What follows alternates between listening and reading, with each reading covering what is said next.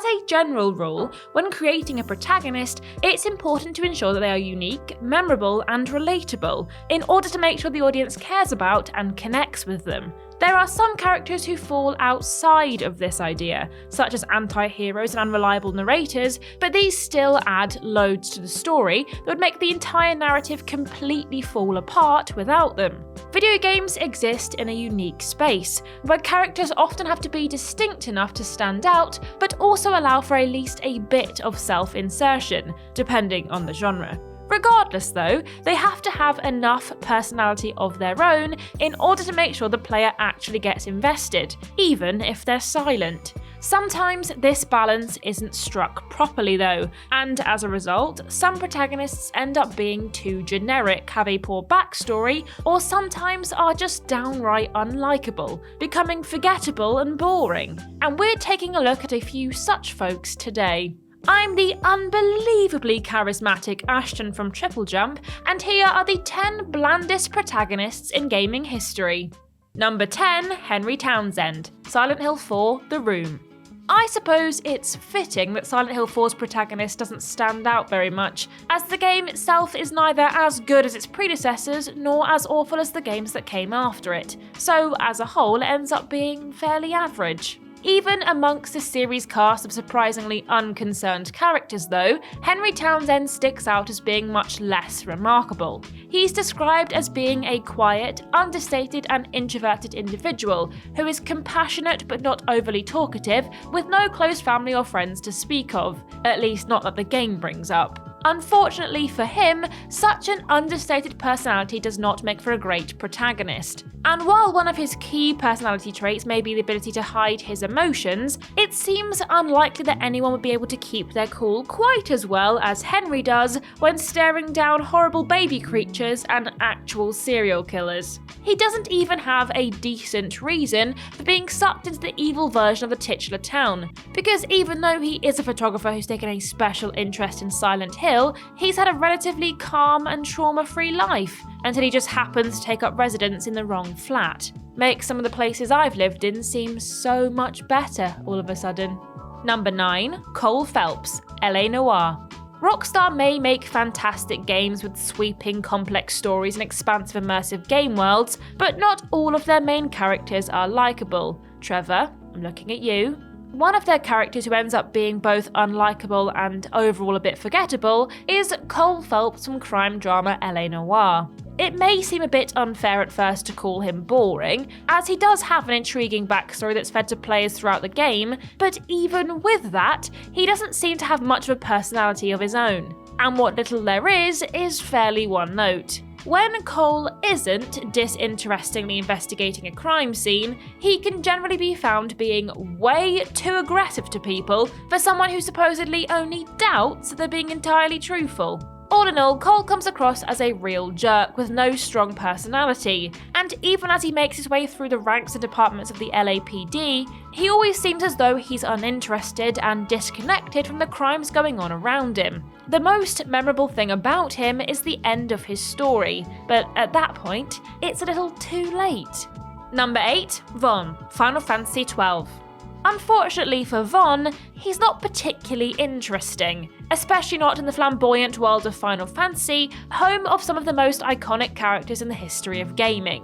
I mean, he's only wearing 4 belts and his hair is barely spiky at all. Is he even allowed in these games? He comes off as being just another one of the party members as opposed to the actual protagonist, and he's neither deeply involved in the plot, nor serves any real purpose in and of himself. The events of the whole thing seem like they're merely happening around him, as he suddenly finds himself entangled in the central massive conflict for the fate of Dalmasca after a heist goes wrong and he stumbles upon bigger things than himself. Even the game itself seems to feel as though he doesn't deserve to be the one at centre stage, as his role is much more of someone who is just observing and offering his perspective on things, while the others, over the course of the adventure, are the ones who really have any sort of influence over the events that are unfolding. Let's just say that there's a reason that Vaughn has never really become the face of the Final Fantasy franchise, and it's only partly because of his perfectly sensible hair. Number 7, Sebastian Castellanos, The Evil Within.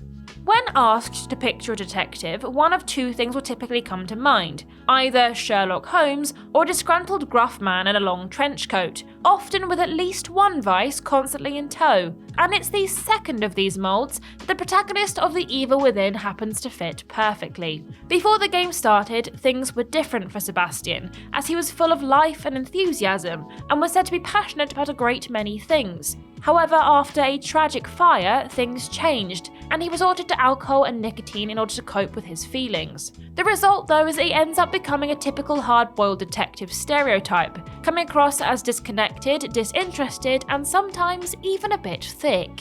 Also, he's yet another horror protagonist that doesn't seem to really register how bad things around them are, at least not for longer than a couple of minutes. Oh, and he won't be the last of that kind of person either. This makes him seem even less believable and, as a result, less relatable.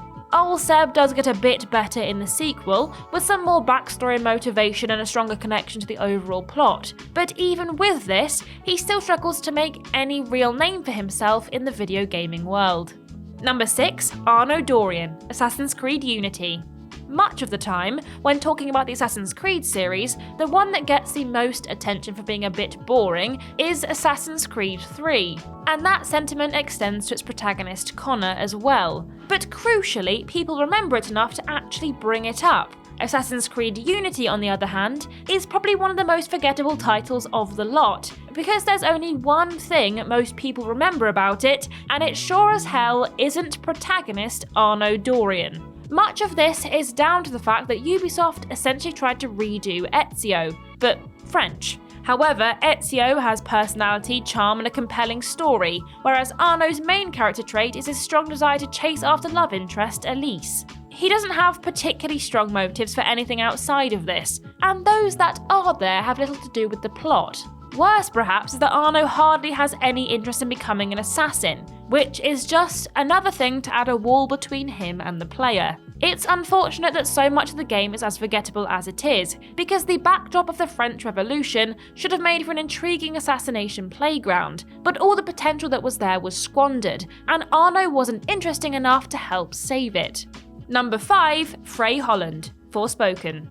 The problem with some protagonists is that it seems, at face value, that they aren't really special or central to the story at all, and simply happen to be in the right place at the right time and manage to make themselves into a hero. We saw it previously with Von, and now here we have the most recent protagonist to fall victim to this, Frey Holland. Now, yes, technically she does have a bit more to do with the plot and story she inhabits, but even once that becomes apparent, she as a character is not all that impressive or memorable. She doesn't dress outrageously, she doesn't act outrageously, and even most of her reactions to the world around her are tepid and surface level at best. Even the wiki agrees, with her personality boiling down to a single line that says she has trouble trusting people because of her tumultuous past, which is perhaps the most damning indictment of her character, or lack thereof, there could possibly be. Thanks to the internet, the main thing that Frey will be remembered for is her cringy voice lines, but with all the content out there and the plethora of rough dialogue, even that isn't enough to distinguish her from the pack. Number 4. Lucas Kane, Fahrenheit. Lucas Kane's introduction may be a memorable one, with a grisly murder in a diner bathroom, and at first it seems as though he may be an interesting character to get to know, as the player can't really be sure whether they'll be able to trust him or not. All this changes as soon as he opens his mouth though, before he proves to be one of the most boring and unemotive characters ever, given even the most silent of silent protagonists a run for their money with just how dull a character can be. As the story progresses, it's clear that he has no real sense of agency and no clue what's going on, or at least that's how it appears, because he has roughly the emotional range of a teaspoon. Eventually, he turns into a bit of a deus ex machina with his ridiculous superpowers, but being responsible for the fate of humanity is more of an affectation than a personality trait. It's too bad the powers he got didn't also include the power to emote, but I guess you can't have everything, not even working facial muscles. Number 3. Deacon St. John, Days Gone. Zombie games and zombie game protagonists are a dime a dozen at this point, and in order to make sure they stand out, they really need to go in a new direction with the genre. Sometimes this is as simple as calling the zombies something different, which is the bare minimum, honestly, or sometimes it's by going over the top like in Dead Rising. Days Gone, in a bold move, decided to do absolutely nothing, and also have one of the most generic main characters it possibly could with Deacon St. John. The first standout feature, if you can call it that, is how Deacon looks like every male protagonist of every game that's come out in the past 20 years. So he immediately just gets lumped in with the mass of boring, gruff, dark-haired men with beards who shoot things and are too tough to show emotion. In theory, this is because he's become hardened and cynical after years in the military and the loss of his wife. But when that describes approximately 92% of male video game protagonists to some degree, it's not nearly enough on its own. Turns out, neither is Deacon, as he only starts to become interesting thanks to his interactions with other characters. However, with his bad dialogue and odd delivery, he still can't live up to expectations. Number 2, Ethan Winters, Resident Evil 7, Resident Evil Village. For someone who revitalised the iconic survival horror series and turned it back towards its roots, the protagonist of the newest Resi titles, Ethan Winters, is not a particularly interesting person. Has fairly generic motives and ends up being embroiled in the whole mess by pure coincidence, and he's entirely too comfortable with bug ladies and mould monsters. I don't know about you, but I would definitely be screaming if I ran into this. To top it off, as far as we know, he doesn't even have a face, which makes him even less iconic than he is anyway. Though his story arc seemingly came to a close at the end of Resident Evil Village, his leaving the franchise won't cause much more than a soft "huh" from players before they move on to the DLC, and presumably someone else in the eventual next installment. The most memorable thing about Ethan is that he can reattach his limbs, which, to be fair, is quite the party trick, but like any sleight of hand magic, people are only interested in the moment, and will forget about him as soon as he's finished. And number 1, Aiden Pearce, Watch Dogs. When the topic of bland video game protagonists comes up, one of the first names that will get mentioned is inevitably that of Aiden Pearce, the main character of the first Watch Dogs title. Is this entirely fair? Yes it is. In theory, he has a fairly compelling backstory that could be used to make him feel sympathetic, as he grew up in a rough neighbourhood and often had to help protect his family. But despite his best efforts, his ties to the criminal underground eventually lead to the death of his niece, and ultimately this is what sends him on his path of revenge. Unfortunately, this setup is infinitely more interesting than Pearce himself, as he ends up being a relatively generic revenge seeker with no distinct personality outside of that one event. He has no charisma, never seems to have any actual emotion, or give anything in the game any real sort of thought, and is mostly there for the game to happen to, rather than feeling like an integral part of the narrative. Thankfully, Watch Dogs 2 managed to make a protagonist that had more personality, Marcus Holloway.